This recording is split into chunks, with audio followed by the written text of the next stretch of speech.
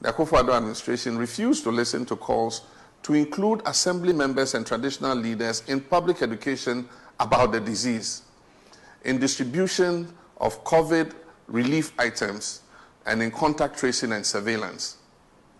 The result has been the disorderly and chaotic distribution of food that caused the lifting of the lockdown. Public education has also been abysmal, and understanding of the transmission of the virus is low. Messages in our major local languages are very few or non-existent in many cases. This is reflected in the total absence of physical distancing in our public places, such as our markets and transport terminals. Involvement of traditional rulers in guiding surveillance and contact tracing would have delivered positive outcomes because they know their communities well. The consequence of government's decisions born out of short-term political considerations instead of the science of the pandemic has been the rising number of COVID-19 infections and the resultant deaths we're seeing today. From 2 confirmed cases on March 12, that rose quickly to 8,548 on 1st June.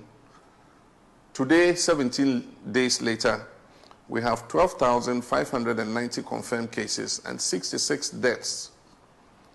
Reports that isolation and treatment centers are full make the situation all the more dire. While government keeps priding itself with success in testing and has attributed the high rate of infection to the increasing number of tests being conducted, many have expressed skepticism about the accuracy of government's COVID statistics and gone as far as accusing the authorities of massaging the figures. Government must take steps to curb the long waiting times, which in itself has contributed to the community spread of the virus, including spread at workplaces and among health workers. We continue to hear reports of non-payment of promised allowances and incentives to health workers. It is difficult to understand the delay in such payments, considering that this was adequately budgeted for and provision was made in the money that was drawn down from the stabilization fund with the approval of Parliament. And so it's not like the money is not available. The money was drawn from the stabilization fund approved by Parliament, and it's available for these payments to be made. We must motivate our health workers by paying them a dignifying and commensurate compensation for risking their lives so that you and I can live. I'm aware that adequate supply of PPEs to frontline workers remains a major challenge. And the question is, how does government expect them to work fearlessly if the protective gear, including face shields and other vital equipment, continue to be scarce commodities? There are reports of health professionals having to buy such protective gear out of their own pockets, their own income. And so how can a doctor or nurse examine a patient's face or throat in this era of COVID-19 when protective gear and face shields are not available?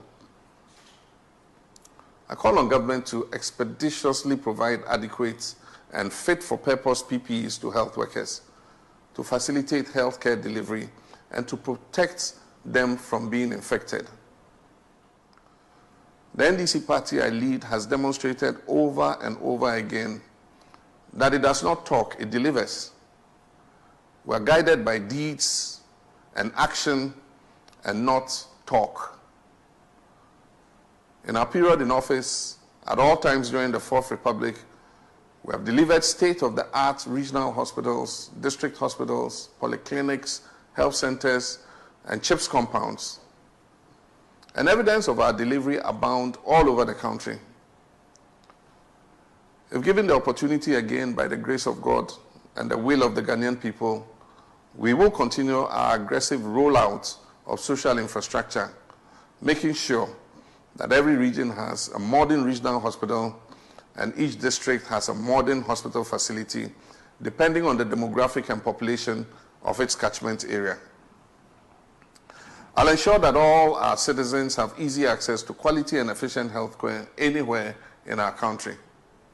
We will build a new Onipa Nua hospital ship and deploy it to provide medical services to the inaccessible riverine and fishing communities on the inland Volta waterways.